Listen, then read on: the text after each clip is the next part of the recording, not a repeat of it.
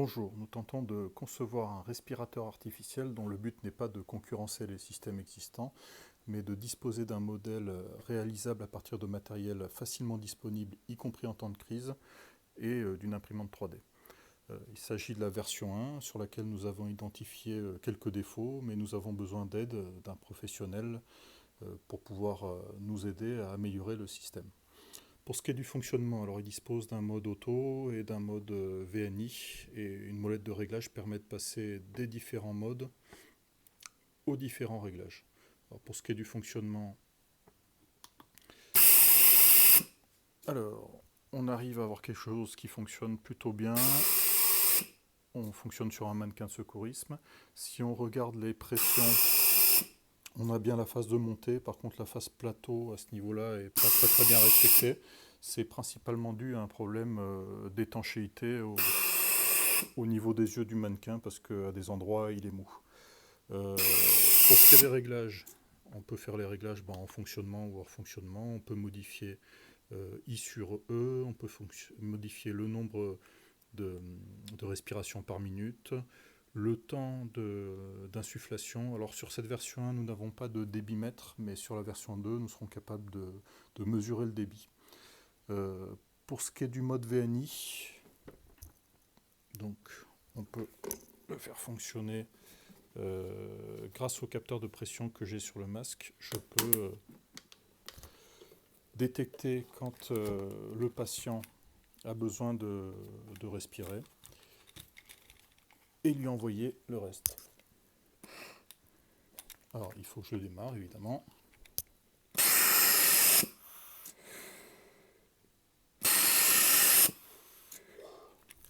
Bon. Donc en mode VNI, c'est le patient qui respire. Sur cette version 1 qui se voulait minimale, on a installé tous les éléments, enfin un maximum d'éléments sur le masque. Ce ne sera pas forcément le cas sur la version 2 parce que ça présente aussi des inconvénients. Donc ici on a le venturi qui permet d'aspirer l'air et de l'envoyer.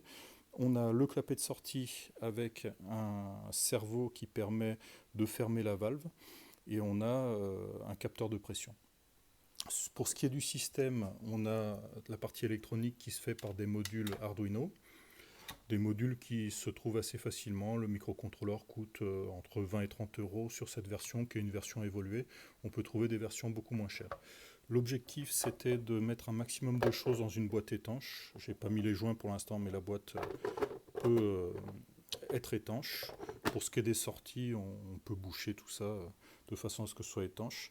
À l'extérieur, il reste l'électrovan. On est parti sur une électrovan de machine à laver en 220 volts, ce qui évite d'avoir un transformateur. Et en 220 volts, c'est ce qu'il y a de plus fiable. Ça coûte à peu près 10 euros, et même en temps de crise, des électrovannes de machine à laver, c'est beaucoup plus facile à trouver que des électrovannes professionnelles. La version 2, il reste pas mal de place pour rajouter des fonctionnalités. Elle disposera de fiabilisation supplémentaire, notamment on doublerait le relais qui permet de commander l'électrovan, parce que nous avons identifié que ça pourrait peut-être être un point faible. Autre point faible, le système de servo. Il peut être assez facilement doublé. J'avais prévu une place pour le deuxième servo à ce niveau-là, avec un petit système mécanique le plus simple possible qui permet qu'un servo, s'il est en panne, se fait désactiver par l'autre et le deuxième continue à fonctionner tout seul. Ça fonctionne très bien avec un servo. J'ai fait des tests d'endurance des servos avec lesquels j'aurais fait faire 90 000 cycles. Pour l'instant, j'ai pas eu de panne, donc il faudra essayer de faire des tests un peu plus poussés pour en savoir plus. Un servo comme ça coûte environ 2,50 €. On peut considérer qu'en maintenance préventive, on les change toutes les semaines à ce prix-là.